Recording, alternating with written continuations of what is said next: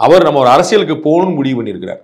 அவர் கட்டாயமா தமிழக அரசையும் பாஜக அரசையும் எதிர்ப்பார். புரியுங்களா? 26ல் அவருக்கு வந்து தேர்தல் நிக்க போறாரு. ஒன்னும் நமக்கு இலக்கு 26 சொல்லிட்டாங்களா, விக்கிரவாண்டி நிக்கலன்னு சொல்லுது.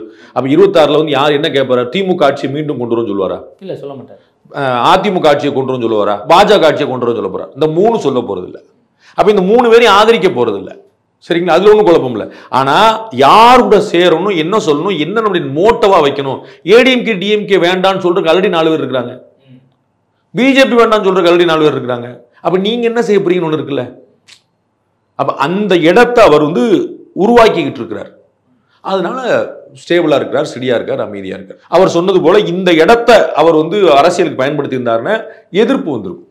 அதனால முதல்ல ஒரு வரி விட்டோடனே அவருக்கு வந்து கவனம் வருது. ஆஹா, பசங்க மத்தியில் எவனாவது பஞ்சாயத்துக்கு வந்துருவான், சங்கர் சர்மா 4 கேள்வி கேட்பாரு, அந்த டென்ஷன்ல பாண்டு ஏதாவது சொல்லிடுவாருன்னு சொல்லிட்டு அதற்கான மேடை அது இல்லைன்னு அடுத்த 6 வரியை சரி தெளிவு பண்ணிடுறாரு. ஓகே, இன்னொரு விஷயம் என்னன்னா, இப்போ தொடர்ந்து விஜயனுடைய நடவடிக்கைகளை சீமான் அவர்கள் ஆதரவு தெரிவிச்சுட்டே இருக்கிறாரு. யார் எதிர்த்தா சொல்லுங்க? சீமான் ஆதரிக்கிறார்ல, யார் எதிர்த்தா சொல்லுங்க? அண்ணாமலை ஆதரிக்கிறாரு. இபிஎஸ் எதிர்த்து ஏதாவது சொல்லியிருக்கிறாரா? ஸ்டாலின் எதிர்த்து ஏதாவது சொல்லியிருக்காரா? அண்ணன் ஆர்எஸ் பாரதி பேட்டி கொடுத்தே இருப்பாரு, ஏதாவது எதிர்த்து சொல்லியிருக்காரா? ஜெயக்குமார் எப்படி கேட்டாலும் பதில் சொல்றாரு, ஏதாவது எதிர்த்திருக்காரா? யாருங்க அது விஜய் சொன்னாரா? யாருமே அவர் நிலைப்பாடு என்ன தெரியாம எப்படிங்க எதிர்ப்பாங்க? எல்லாருமே ஆதரிப்பாங்க. விஜய்க்கும் சீமானுக்கும் ஒரு நல்ல அண்டர்ஸ்டாண்டிங் ஓடுது. சீமான் வந்து விஜயோட ஒரு அலையன்ஸே போடலாங்கிற திட்டத்தில் இருக்காரு. யார் தலைமைங்கிறது அவங்க தான் முடிவு பண்ணிக்கணும். விஜய ரொம்ப அதிகமா நம்புறாரோ சீமான் அவர்கள்? ஒரு கொழுக்கொம்பு கிடைச்சா நல்லது தானே, ஒரு கிரிப் கிடைச்சா நல்லது தானே.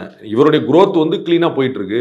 இன்னொரு சைட்ல இருந்து ஒருத்தர் வந்தா நல்லது தானே. அப்படிதான் அந்த கட்சி யோசிக்கும். ஒரு கட்சி அப்படிதான் யோசிக்கும். விஜய் மட்டும் இல்ல, வேற கட்சிகள்ல இருந்தே அவர்கிட்ட பேசிட்டு இருக்காங்கன்னு எனக்கு தெரியும். வேற கட்சிகள் பேசாட்டாலும் வர்றதுக்கான வாய்ப்பு இருக்கக்கூடிய கட்சிகள்னு எனக்கு தெரியும். அப்ப எல்லாருமே ஒரு டோரை ஓபன் பண்ணி வைப்பாங்கல்ல. எல்லாருமே கதவை மூடிட்டு உட்கார்ந்துருக்கா தொழில் பண்றாங்க.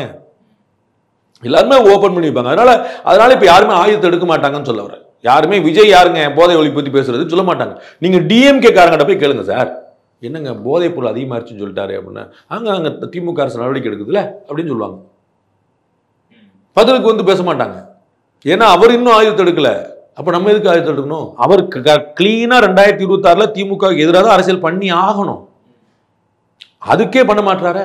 உங்களுக்கு புரியுதா? 24 முடிய போகுது, இன்னும் 6 மாசம் தான் இருக்கு. ரைட், இன்னும் 1.5 வருஷம் தான் இருக்கு இந்த பங்கு கரெக்டா பார்த்தா. இன்னும் அதுக்கு அவர் என்ன முடிவு பண்ணல, அவர் என்ன பாதையை ரெடி பண்ணல.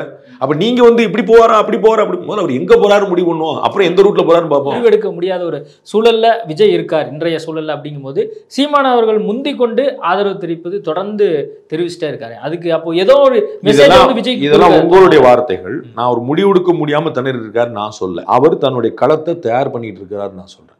ஹி இஸ் ப்ரிப்பேரிங் ஹிம்செல்ஃப் சொல்லிட்டு இருக்கேன். அவர் இன்னும் ஆயுதத்தை எடுக்கலன்னா அவர்கிட்ட ஆயுதம் இல்லைன்னு சொல்ல. ஆயுதத்தை எடுக்கலன்னு சொன்னேன், அவர்கிட்ட ஆயுதம் இல்லைன்னு சொல்ல. நல்லா நீங்க நான் பேசுற வார்த்தையில நீங்க கவனிச்சு சரிங்களா? திரு சீமான் திரு விஜய் ஏற்கனவே பேசிட்டு இருக்கிறாங்க.